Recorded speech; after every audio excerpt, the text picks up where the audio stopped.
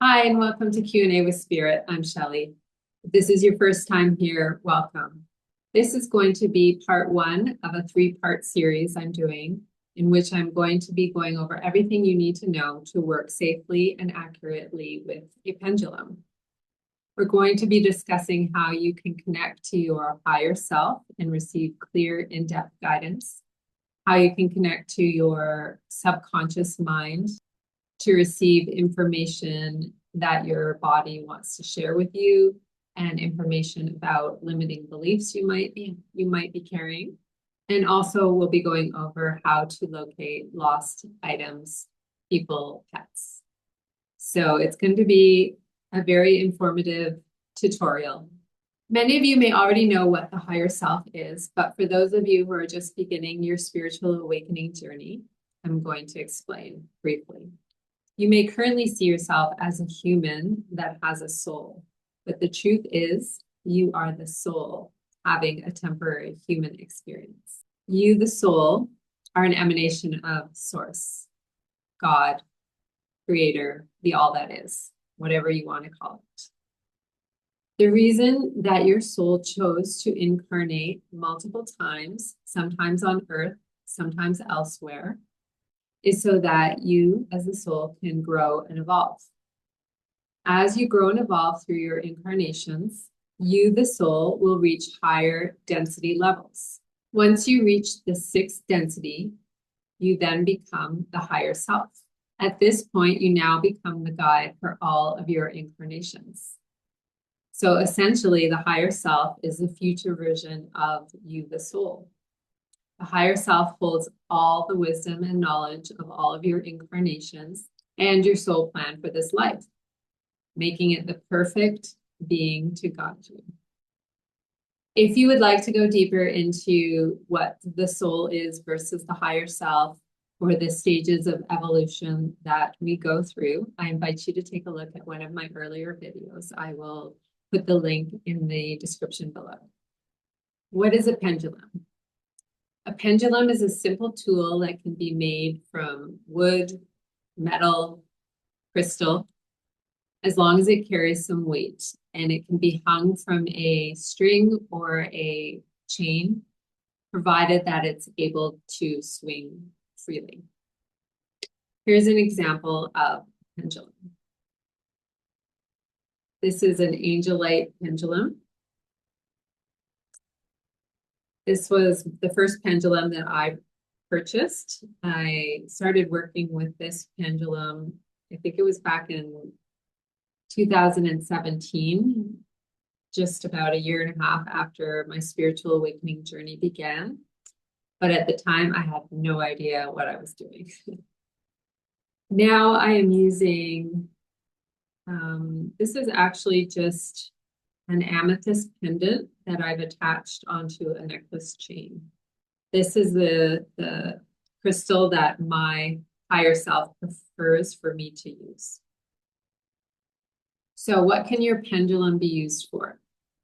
It can be used to connect to your subconscious mind to discover your limiting beliefs, if your body is deficient in any vitamins or minerals, what you're allergic to or what is causing inflammation in your body, and it can help you choose the right foods and supplements for your body. You can also use the pendulum to connect to your higher self and bring through clear guidance for your life and answer questions about your soul plan, contracts, and more that are for your highest good.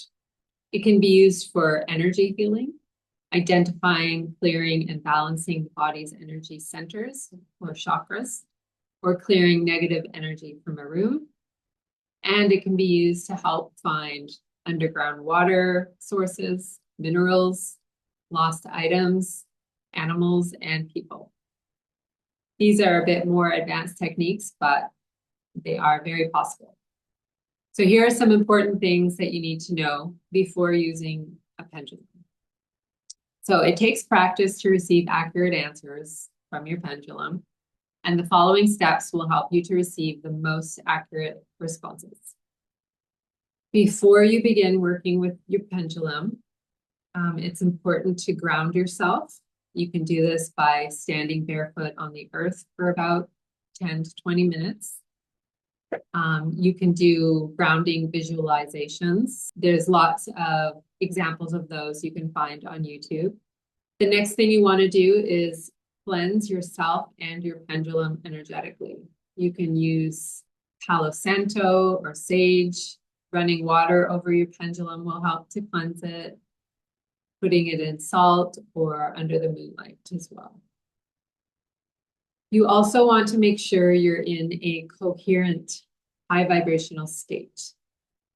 So there's a very, very simple technique to get you into a coherent state, and I'm going to explain it right now. All you have to do is you want to take some slow, deep breaths. Take about 3 to 5.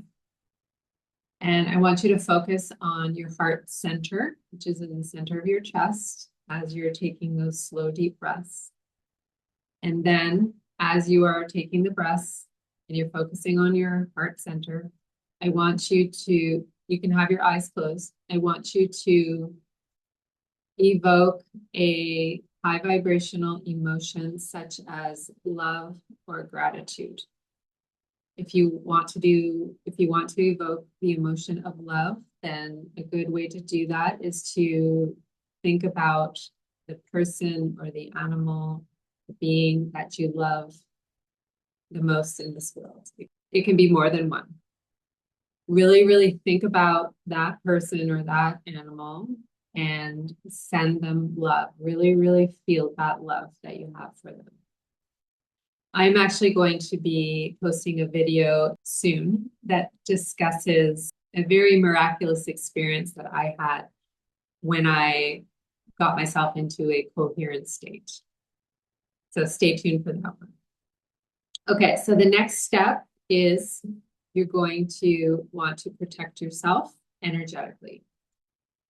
So the left hand is your spiritual hand. So you're going to hold your pendulum in your left hand and you're going to close your eyes and we're just going to say, I now call in God's divine white light of protection to fully surround me and my energetic field in a bubble of light, ensuring only the highest vibrational frequencies may enter my field and ensuring that the only being that I am connecting to through this pendulum is my higher self, or you could say my subconscious mind.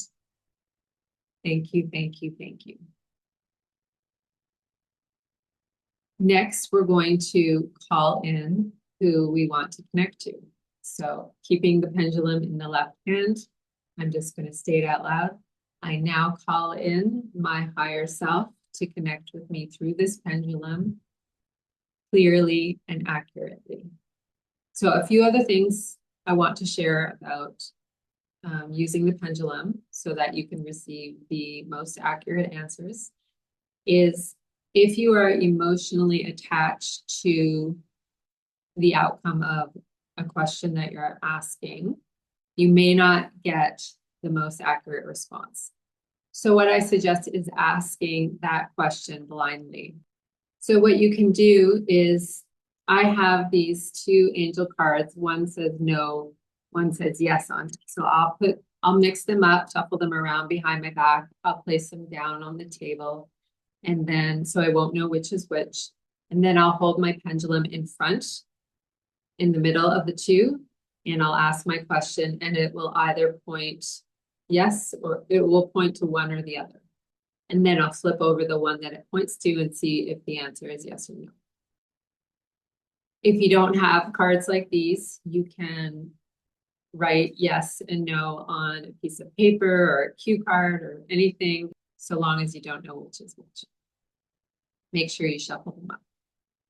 One other thing that I actually don't recommend is asking future-based questions.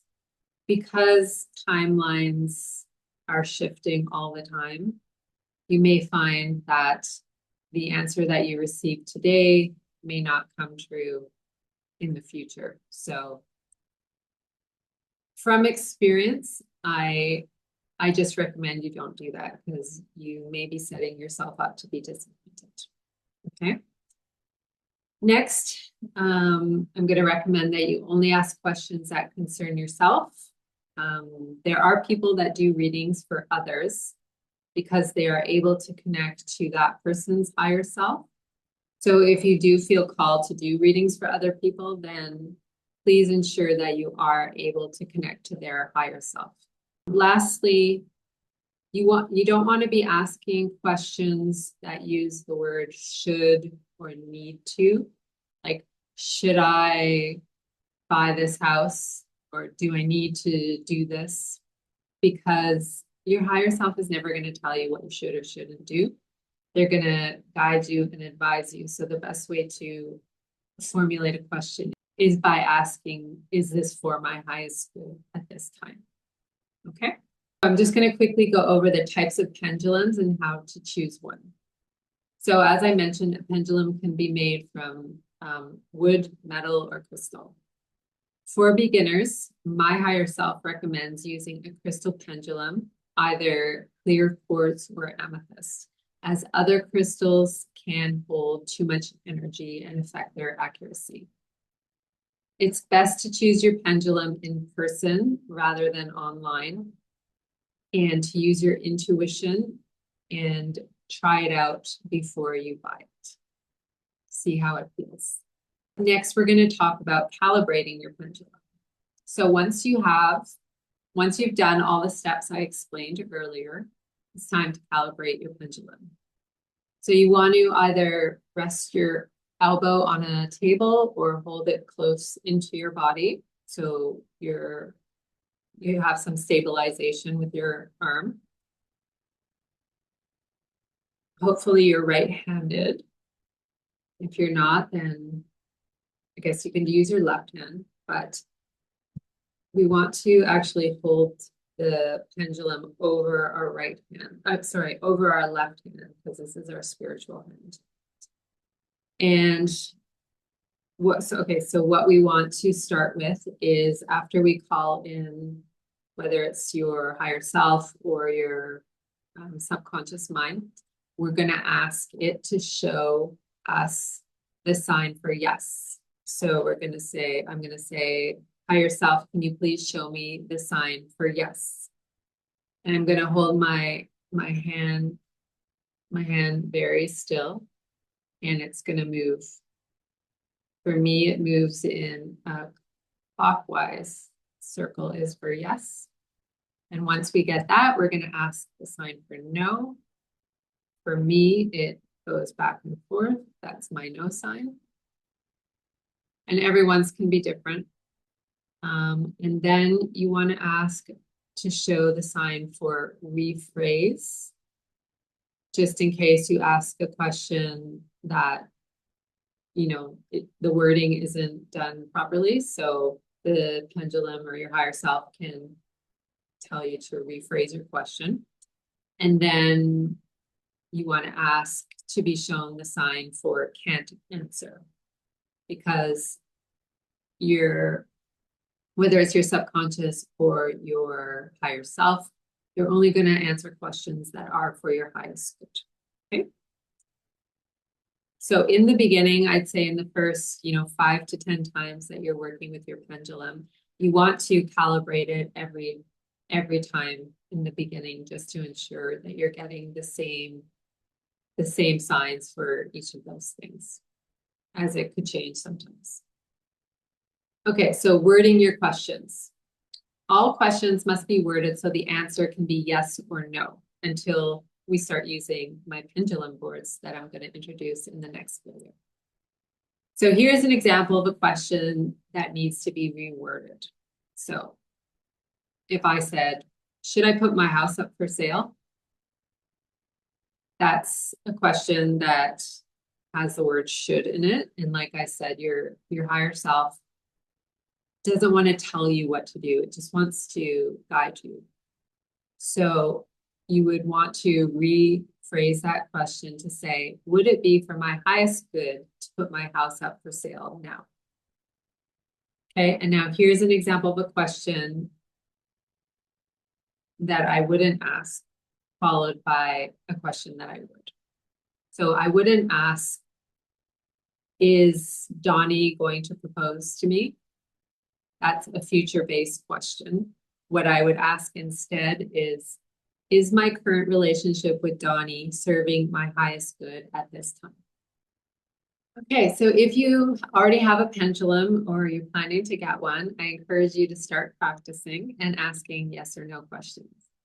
In the next video, I'm going to be showing you my one-of-a-kind pendulum boards that my higher self helped me to create in order to go deeper into receiving guidance from your higher self. I'm really excited to show them to you. So I hope you come back for my next video. And until then, enjoy using your pendulum and practicing. And please let me know in the comments if you have experience or if you're trying it out for your first time and how it's going for you. I'd love to hear. Until my next video, have a great day. Bye for now.